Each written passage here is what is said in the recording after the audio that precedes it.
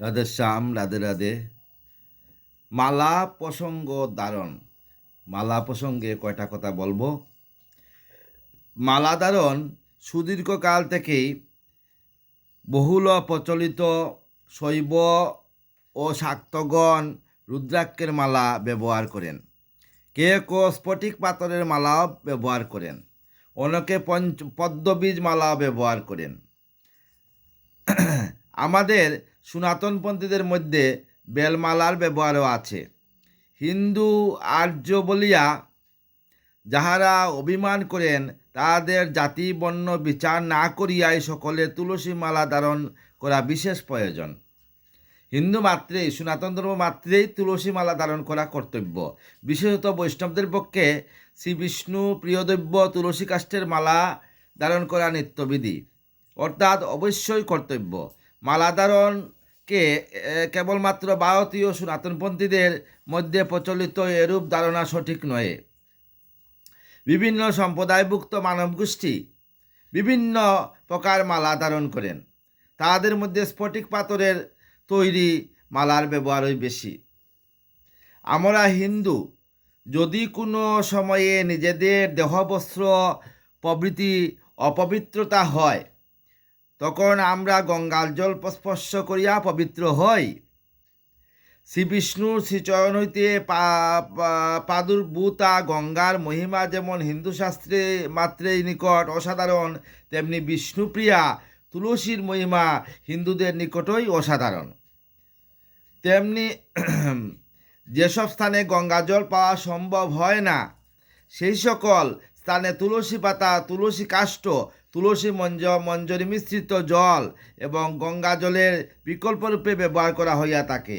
ইয়া শুধু ব্যবহারিক নিয়ম মাত্র নহে, শাস্ত্রে তুলসী মিশ্রিত জলকে গঙ্গার জলে তুল্য বলা হইয়াছে। শাস্ত্রে বলা হয়েছে তুলসী মিশ্রিত জল বা তুলসী কাষ্ঠ মিশ্রিত জল বা তুলসী মঞ্জুরি মিশ্রিত জল গঙ্গার জলের সহিত তুলনা করা হইয়াছে। তুলসী মিশ্রিতং তুহং গঙ্গাং সমবিদু।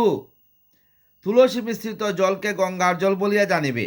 প্রকৃতপক্ষে আর্য ঋষিগণ বেদজননী তাদেরকে সম্ভ্রাত দৃষ্টিতে যাহা যাহা কল্যাণকর বলিয়াছিলেন, আমাদের জন্যই তাহাই শাস্ত্ররূপে রাখিয়া গিয়াছেন।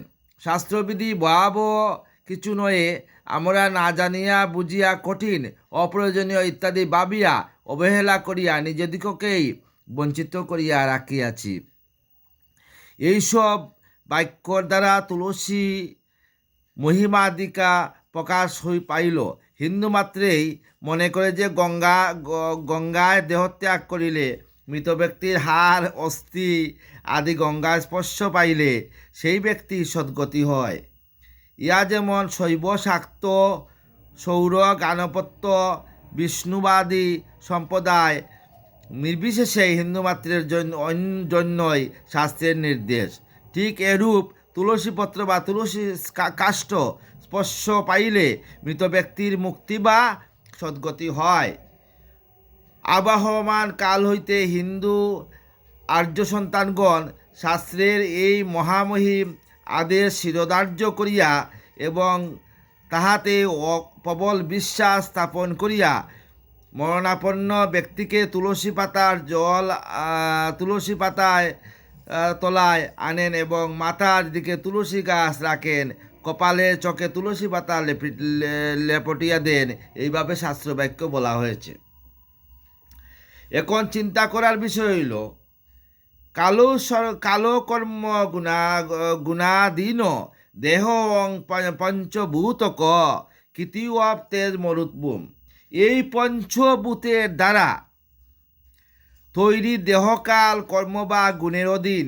কোথায় গঙ্গার জল শূন্য দেশে, তীর্থস্থান, আত্মীয় বন্ধু বান্ধব বরহিত নির্জন প্রান্তরে, মাঠে ঘাটে, রাস্তায়, সাপ বাঘের হাতে, বজ্রাঘাতে, অথবা হঠাৎ উপর হইতে পড়িয়া কিংবা হৃদযন্ত্রের ক্রিয়া বন্ধ হইয়া স্ট্রোক কিভাবে কখন এই প্রাণ যাইবে তাহার কোনো নিশ্চয়তা সাধারণ মানুষের থাকার কথা নয়। অন্যান্য যুগের সঙ্গে এই কলিযুগের এই ব্যাপারে স্পষ্টতর পার্থক্য বর্তমান। কলিযুগে এটা স্পষ্টই পার্থক্য বিদ্যমান যে এই যুগে অন্নগত প্রাণ, যে কলা অন্নগত প্রাণ, কলিযুগে অন্নগত প্রাণ। এই যুগে মানুষের জীবৎকাল 100 বৎসর। অন্যান্য যুগে অকাল মৃত্যু প্রভৃতি ছিল না, কাজেই অকাল জীবৎকাল ত্যাগ করিয়া বাক করিয়া ধর্ম অর্থ কাম মোক্ষ এই পুরুষার্থ চতুষ্টয়ে সাধনা করা হইত। শ্রীম মহাপ্রভুর আবির্ভাবের কারণে আমাদের চৈতন্য মহাপ্রভু যখন আসছেন, এই চৈতন্য মহাপ্রভুর আবির্ভাবের কারণে কি হইল? একটি বিশেষ সর্বশ্রেষ্ঠ পুরুষার্থ মোক্ষ বা মুক্তি নয়, এই পরম পুরুষার্থ প্রেমভক্তি এই যুগের পরম এবং চরম প্রাপ্যধন। এই যুগে মহাপ্রভু একমাত্র যাগযজ্ঞ যত ছিল সত্যতেতা, তারপরে কলিযুগে হরির নামে পাপি তাপি উদ্ধরে। কলিযুগে একমাত্র নামের জন্য বলছেন রাধেশ্যাম রাধেশ্যাম রাধেশ্যাম। জয় নিতাই, জয় গহুর, জয় রাধা মদন গোপাল, শ্রী রাধা মদন গোপাল, জয় রাধা রমন, শ্রী রাধা রমন, জয় সচ্চিনন্দন, জয় গৌর হরি, বিষ্ণুপ্রিয়া পাদ নদিয়া বিহারী, জয় রাধা রমন, জয় রাধা রমন, জয় রাধা রমন, রাধেশ্যাম রাধেশ্যাম।